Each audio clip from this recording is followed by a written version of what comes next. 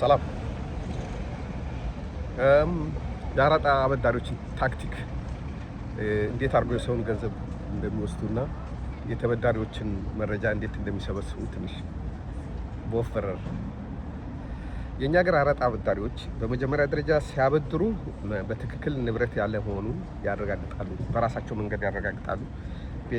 የቤት ካርታ በስም መሆኑን፣ መሬት እንዳለ፣ የባንክ ብድር እንደሌለብህ፣ እነዛን ነገሮች ያጣራሉ። በጉዳዩ ላይ ወራሽ ይኑር አይኖር ሁሉን ነገር ቼክ ያደርጋሉ።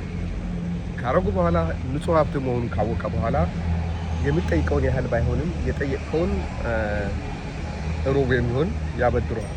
ለምሳሌ 10 ሚሊዮን ብጠይቅ 2 ሚሊዮን ሊያበድሩ ይችላሉ። ምንም የፈለገ ንብረት ይኑርህ፣ የ100 ሚሊዮን ንብረት ይኑርህ፣ እነሱ ከ2 ሚሊዮን ከ3 ሚሊዮን በላይ አይሰጡም። እንዴት አድርጎ ከእጅህ እንደሚያወጡት ያውቃሉና እነዚህ እና ከዛ በኋላ ለአንድ ዓመት አበድረው ከሆነ ልክ 6 ወር ሲሆነው መደወል ይጀምራሉ። ምን አስበሃል? ቀኑ እየደረሰ ነው፣ ቀኑ ካለፈ ታውቃለህ ምን ያህል እንደሚጨምርብህ እያሉ አንተ ምን እያረክ እንደሆነ አሰስ ያደርጋሉ። አይ ችግር የለም በወቅቱ ከፍላለሁ ትላለህ። አንድ ወር ይቆዩና መልሶ ይደውሉልሃል።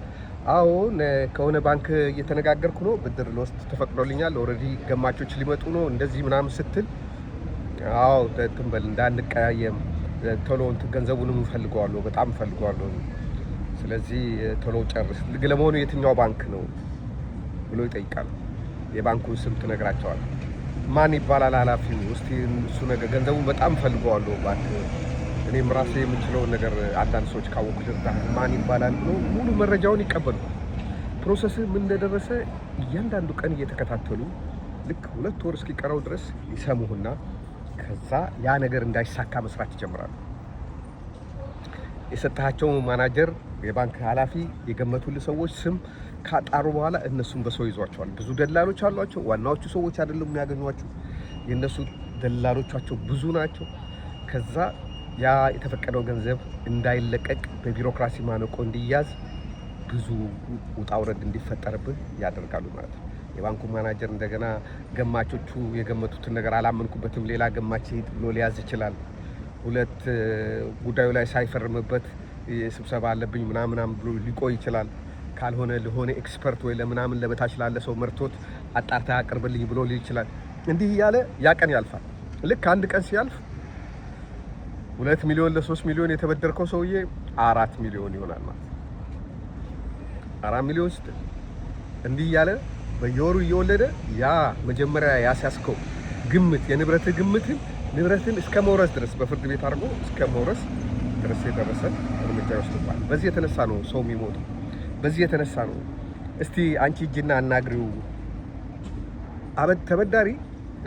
አበዳሪው ሰው በጸባይ የሚይዝ ይመስለውና ቤቱ ይጋብዘዋል። ሰርግ ካለ ይጠራዋል፣ ግብዣ ቤት ያደርግና ይጠራዋል። በዚህ መሀል ከቤተሰብ ጋር ይተዋወቃል።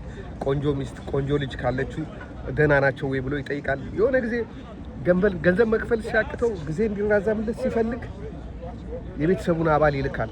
ወይ ሴት ልጁ የደረሰች ሴት ልጁን ይልካል፣ ወይ ሚስቱን ይልካል።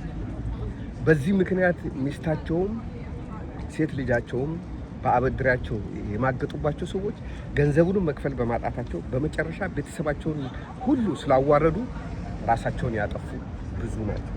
ስማቸውን መጥራት የሚቻል በሀገሪቱ ላይ የሚታወቁ ሰዎች በአራጣ ምክንያት ራሳቸውን አጥፍተዋል። ደግሞም ሀብታሞች ድሆችም አይደሉም። እንደዚህ አይነት ከባድ ወንጀል የሚከላከለው እና የሚከታተለው አካል አለመኖሩ አያሳዝንም? ኢትዮጵያ ውስጥ አራጣ አበዳሪ የሚሰራውን ወንጀል የሚሰራ የለም። የብዙ ሰው በር የዘጋ አራጣ አበዳሪ ነው። እንደ ትልቅ ባለሀብት ይሸለማሉ፣ ስማቸው ይንቆለጳጳሳል፣ ሚሊዮነር ቢሊዮነር ተብለው ይሞገሳሉ። ግን አራጣ አበዳሪዎች ናቸው። ለመንግስት ግብር አይከፍሉም፣ ታክስ አይከፍሉም። ለባለስልጣን ግቦ በመክፈል የጸጥታ ሰዎችን በመያዝ ብዙዎችን እንባ በእንባ ደም እንባ ያስነቡ፣ ህይወት እንዲቀጠፍ ያደረጉ፣ ልጆች እንዲበተኑ ያደረጉ፣ ሰውን ከቅርስ ውጭ ያደረጉ ስለሆነ በመንግስት ደህንነት ክፍል በኢኮኖሚ ዘርፍ ክትትል ሊደረግባቸው ይገባል። ይህ ትልቅ የአደገኛ የወንጀል ቡድን ነው። እርስ በርስ ይፎካከራሉ፣ እርስ በርስ ህብረት አላቸው። አሉ የሚባሉ ሀብታሞች አሉበት። ስላዳመጣችሁኝ አመሰግናለሁ። እግዚአብሔር ይስጥልኝ።